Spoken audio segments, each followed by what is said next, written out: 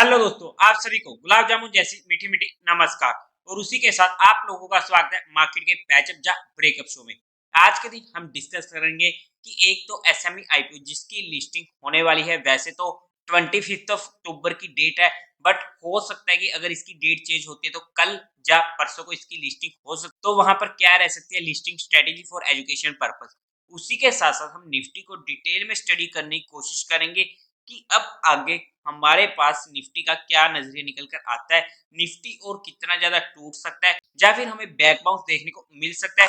क्योंकि मार्केट में हमें पेन देखने को मिल रहा है, तो वहां पर हमें उसको अच्छे से स्टडी करना जरूरी हो जाता है। तो वहां पर हम उसको डिटेल में स्टडी करने की कोशिश करेंगे और इंपॉर्टेंट लेवल्स को भी चेकआउट करेंगे। तो अभी से इस वीडियो को लाइक और चैनल को सब्सक्राइब कर दीजिएगा। अगर हम सबसे पहले एफआई और डीआई डाटा की बात करते हैं तो एफआई ने 456 करोड़ की बाइंग करी थी फ्राइडे के दिन, और डीआई ने 8 करोड़ की सेलिंग करी थी। नेट में फिगर बाइंग साइड का है। उसी के साथ साथ अगर हम आईपीओ की बात करते हैं तो यहाँ पर मुझे ये आईपीओ अलॉट नहीं हुआ है, लेकिन अगर ये आईपीओ मेरे पास होता तो मेरी इसमें सिंपल सी लिस्टिंग स्ट्रेटेजी रहने वाली थी कि जैसे ये आईपीओ लिस्ट होता है वहां पर मैं हर एसएमई आईपीओ को इमीडिएट बुक करने की कोशिश करता हूँ। बिकॉज वहां पर जनरली हमें सर्किट्स देखने को मिल जाते हैं, और कौन सा सर्किट लगेगा वो सिर्फ मार्केट को पता है। अपर सर्किट में तो ऑब्वियसली हमें दिक्कत नहीं होती है, लेकिन अगर लोअर सर्किट लग गया तो वहां पर हमें इतनी इजीली एग्जिट नहीं मिलता जब तक वो सर्किट खुलता नहीं है। तो उसी सर्किट के चक्कर से बचने के लिए मैं इनको इमीडिएट एग्जिट करने का प्रोग्राम करता हूँ। लेकिन ये मेरी स्ट्रेटेजी होती अगर मेरे पास ये आईपीओ था। क्या आप लोगों को ये आईपीओ मिला है तो कमेंट सेक्शन में बता दीजिएगा। और उसी के साथ साथ अगर हम निफ्टी को डिटेल में स्टडी करने की कोशिश करें, एक वीकली रिव्यू लेने की कोशिश करें, क्योंकि एक तो ये वीक होने वाला है शॉर्ट, क्योंकि ट्यूसडे की होने वाली है छुट्टी। बाय द वे आप सभी को एडवांस में दशहरा की बधाई हो। लेकिन क्योंकि शॉर्ट वीक रहने वाला है, साथ ही साथ मंथली एक्सपायरी भी वीक होने वाला है, तो काफी चीजें वहां पर इंपॉर्टेंट हो सकती है। क्योंकि जब भी ऐसा सिनेरियो हमें देखने को मिलता है, एक तो शॉर्ट वीक हो गया और एक इंपॉर्टेंट मंथली एक्सपायरी वाला वीक हो गया, तो वहां पर हमें काफी बार बड़े ड्रामे देखने को मिल जाते हैं और आइदर साइड। तो वहां पर अगर हम इंपॉर्टेंट लेवल्स की बात करते हैं तो जैसे ही हमारी पिछली बार बात हुई थी कि हमारे पास इंपॉर्टेंट रेजिस्टेंस रहेगा ये वाला 18,900 का।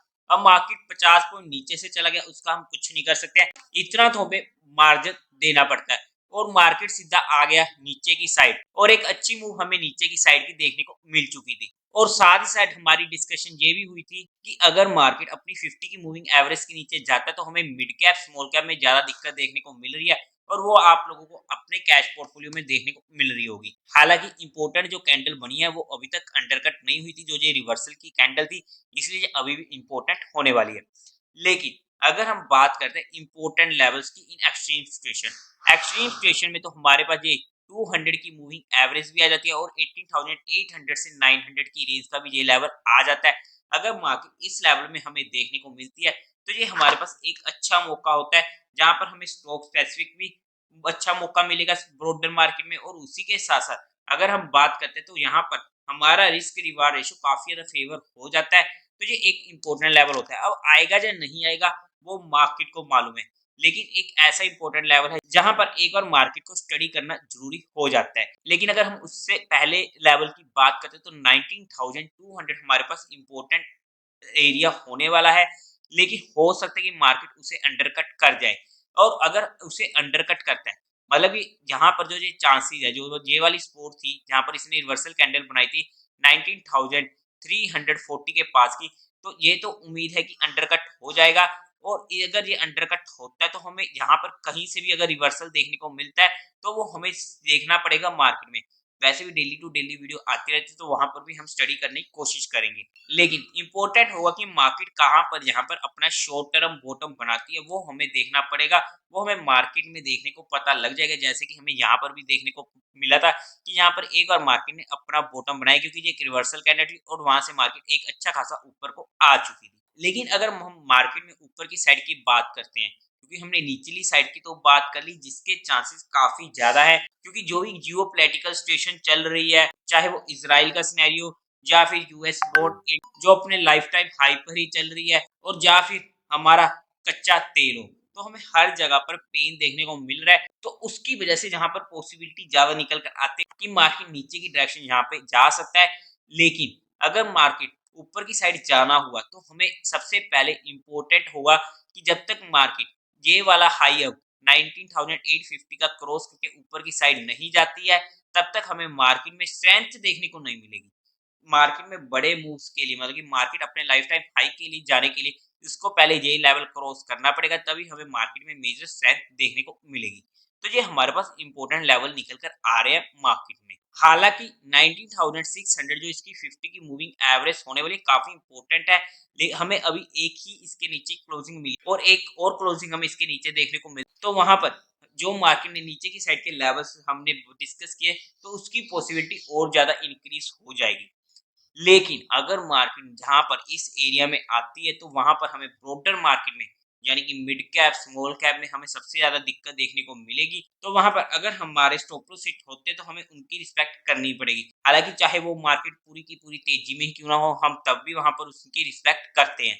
लेकिन अगर हम बैंक निफ्टी में एक बार डिस्कशन कर लेते हैं, क्योंकि bank Nifty as compare to Nifty ज्यादा वीक है, और अगर हम इसमें इंपॉर्टेंट स्पोर्ट्स की बात करते हैं तो पहली इंपॉर्टेंट स्पोर्ट इसमें निकल कर आती है 43,300 की, जो इसकी 200 की मूविंग एवरेज होने वाली है।